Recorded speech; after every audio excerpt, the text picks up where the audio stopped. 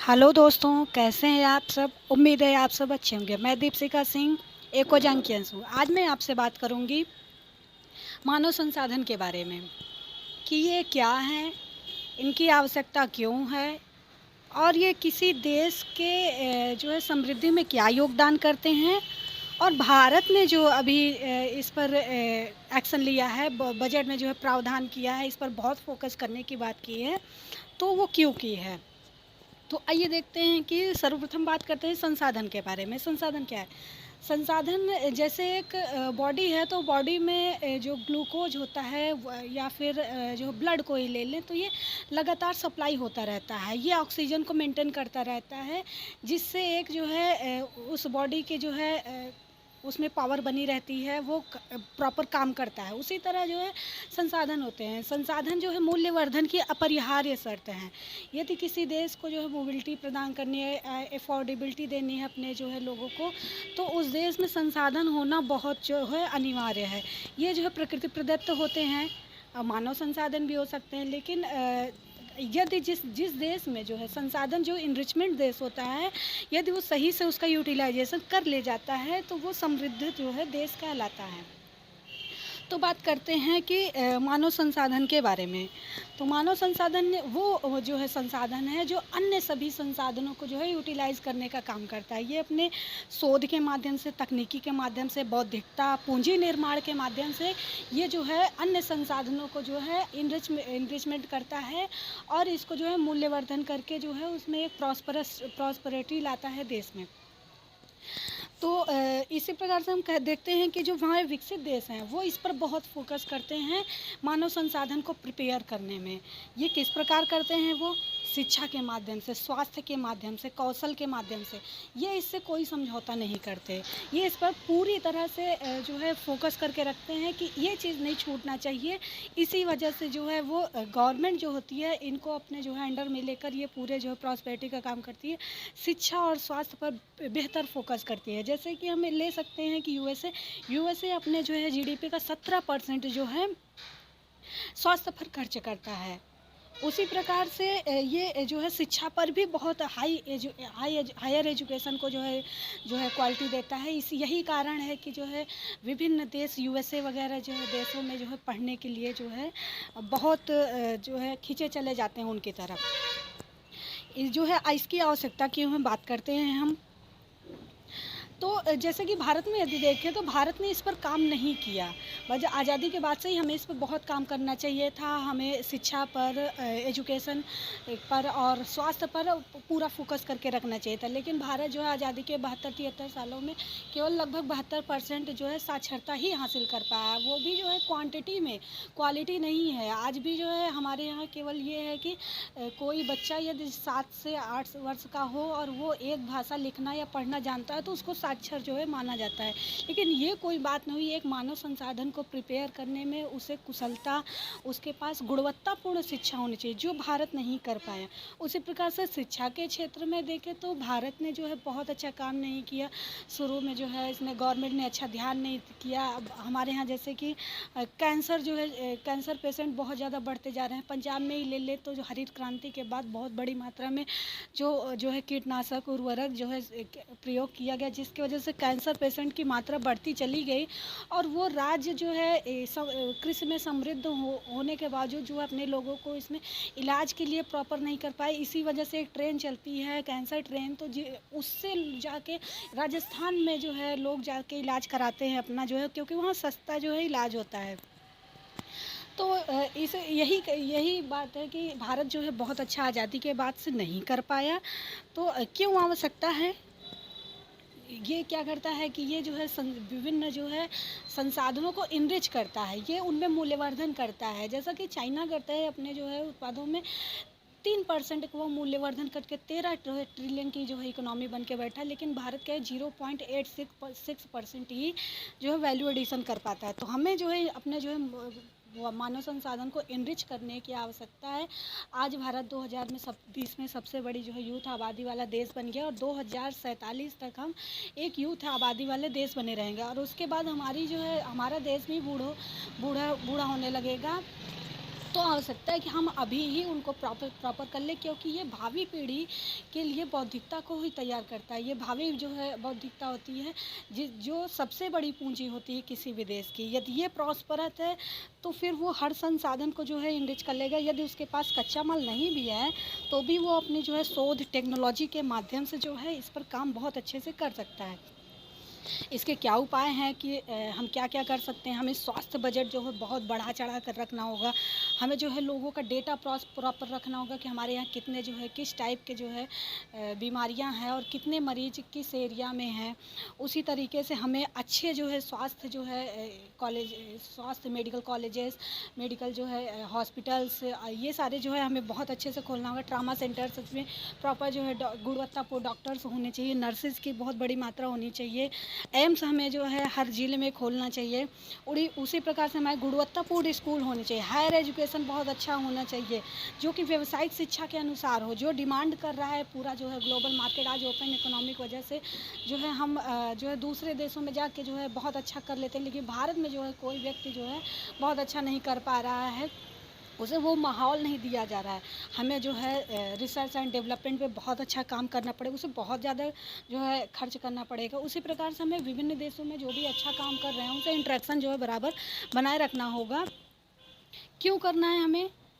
अब हम बात कर रहे हैं कि आखिर हमें मानव संसाधन क्यों तैयार करना है।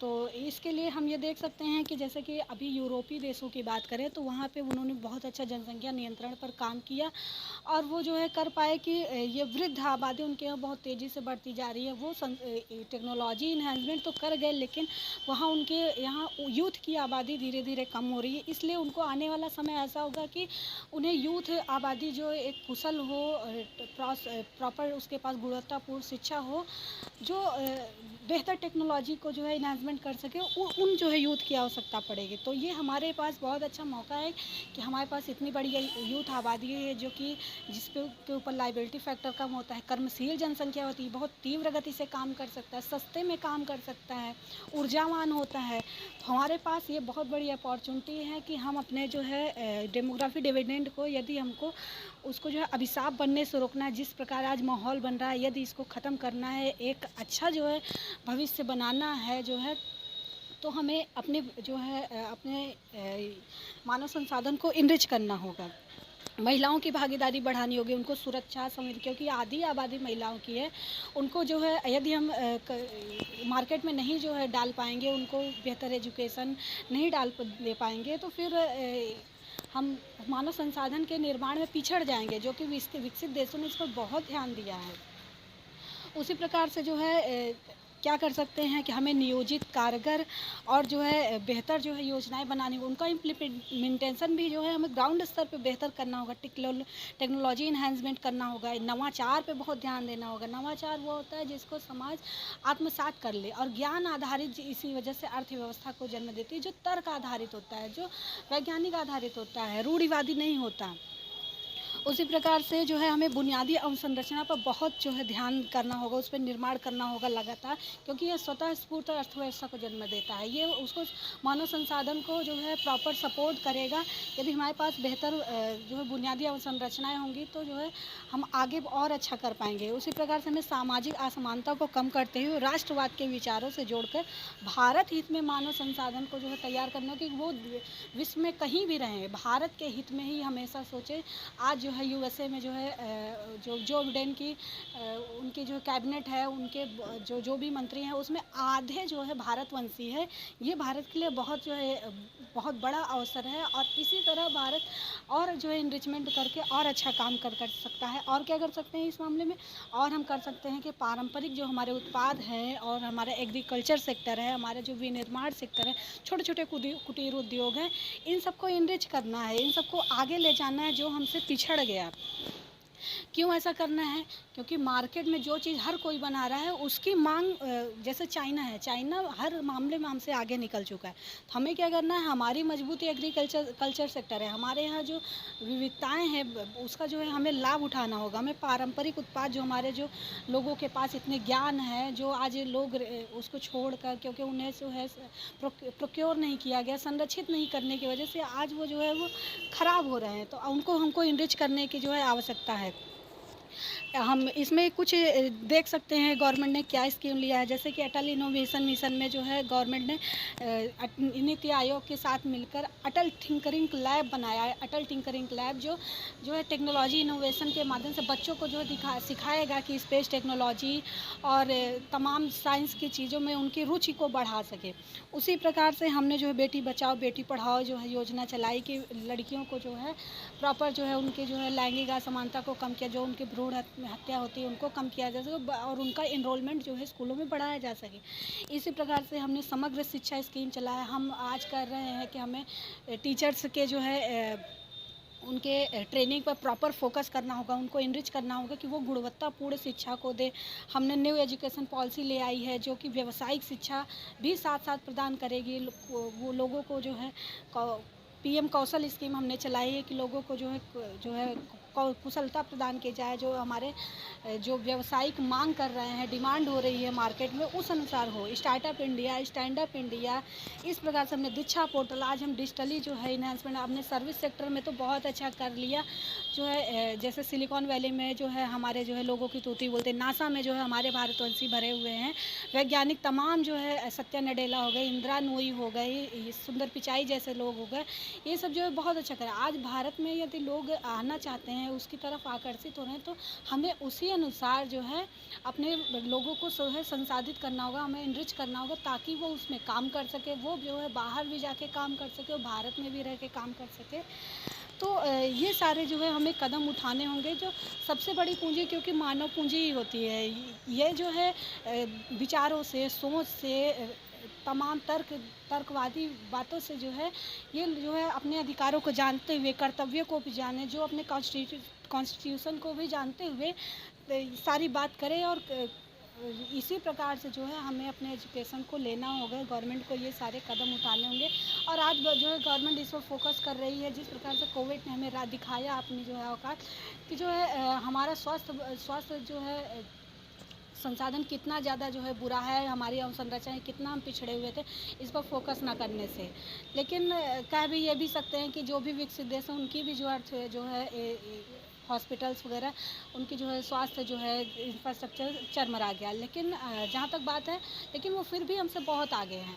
हमें जो है अपने जो है बहुत सारा काम करना होगा इसमें, गवर्नमेंट को प्लस विपक्षी जो पार्टियां हैं उनको भी साथ करना होगा, प्लस लोगों की भागीदारी को भी जो है बढ़ाना होगा कि वो समझें कि हमें ये करना है, हमें ये सुधार करना है, क्यों ज़रूरी है। ऐसा गवर्नमेंट यदि ऐसा करना चाहती है तो हम सबको बढ़ चढ़ के उसमें हिस्सा लेना होगा।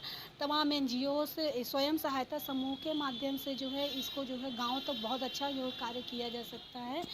तो ये सारे जो है कदम गवर्नमेंट ले सकती है। उम्मीद है दोस्तों आपको ये जानकारी अवश्य पसंद आई होगी। थैंक यू दोस्तों।